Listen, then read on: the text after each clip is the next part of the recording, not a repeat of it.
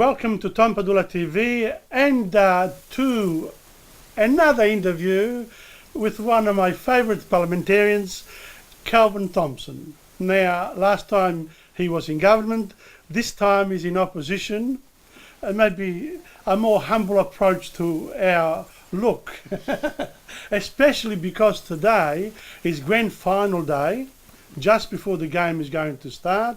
So I'm not sure whether Hawthorn or Fremantle will win, but in my opinion, I'd love Hawthorn to win, but if Fremantle won, it would be better for the national competition. So I leave it up to you, the viewer, because I'm a Collingwood supporter, so I can't say much. But what I can say is welcome to Calvin Thomson, and how does it feel to be free of government? Well, Tom, first I should observe that seeing as a Labor person, I'm often sympathetic to the one who's missed out. The fact that Freo hasn't won a premiership yet causes me to think, oh well, it wouldn't be a bad thing if they got up and had a go. But we think of the same lines. We don't know how this will go. Yes, it's disappointing to have lost the election. It was a pretty decisive election result, and that was disappointing for us. And we've got a lot of rebuilding and a lot of rethinking to do. I think that we should nevertheless be proud of our record in terms of managing the economy.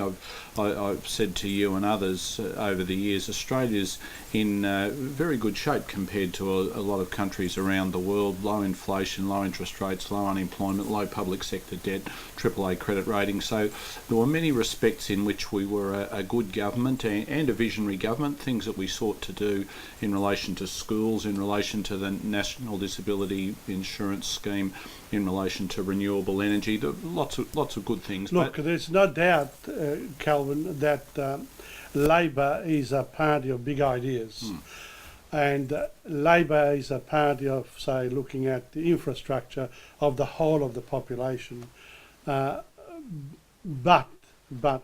as I said, when one has to also think along the other side and say, why did the Liberals actually win? Yes. They won because the perception was, and has been, that all these great ideas need a lot of money and a big bureaucracy to make things work.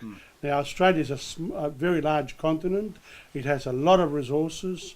It had a plus budget, and during the 6-year term of Labor, a lot of things happened, but we have ended up with selling some of the family silver, so to speak, in order to carry out some of the big items that Australia needs for the future. So we are sort of looking backwards a little bit now and saying, wait a minute, we don't want to sell all of the same family silver. And which groups actually missed out during the Labor years? Can you identify some?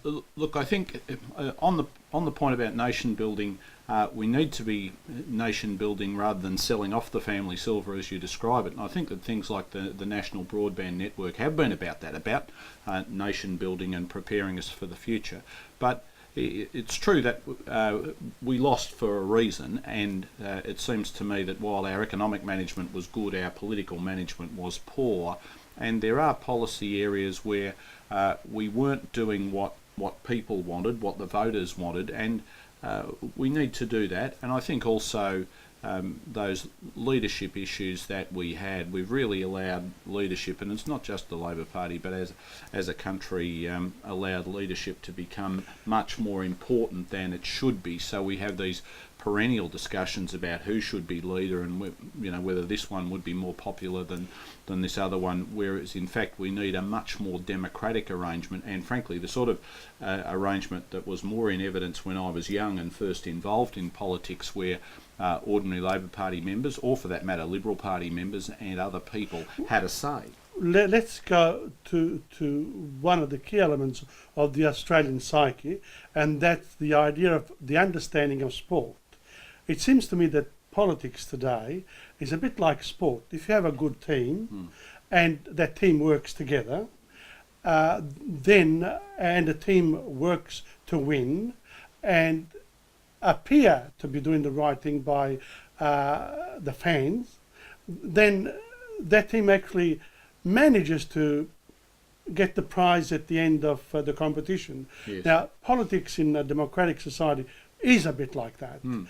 Now, those distractions that you mentioned, they may appear to be distractions, but in fact, what has happened in the last 6 years is that the leaders, in my opinion, did pretty well, considering that they didn't have a team that worked together. So they tried to do all sorts of things. And what it has to happen in politics, that whichever political party you belong to, you have to work with the team. Yes. What's happened is that in the past you had parliamentary parties and ministers who were involved in decision making and decision implementing, but increasingly with the 24/7 media cycle, you see the leader, the Labor Party leader, the Liberal Party leader, the Prime Minister, the Premier, the leaders of the opposition going out every day and announcing what the position is and responding to every issue that media might ask them. So essentially the role of MPs and the role of ministers has been diminished by that process, and I think in terms of teamwork that is destructive in relation to teamwork. I remember hearing years ago about the way things were done in Japan was that it would take them a long time to make a decision because they involved everybody and everyone had to have their say and have their perspective considered. But once they'd made their decision, it was very easy to get it implemented because everyone had been involved and everyone was committed to the outcome. Whereas you can have this alternative model where leaders announce what will happen, they will make the decisions, but in terms of implementing them and getting them done well, that's much more problematic because people haven't been involved and they're not so committed. Well, on that note, I'm going to say that our first segment is over, and thank you. Come back to TomPadulaTV for segment 2.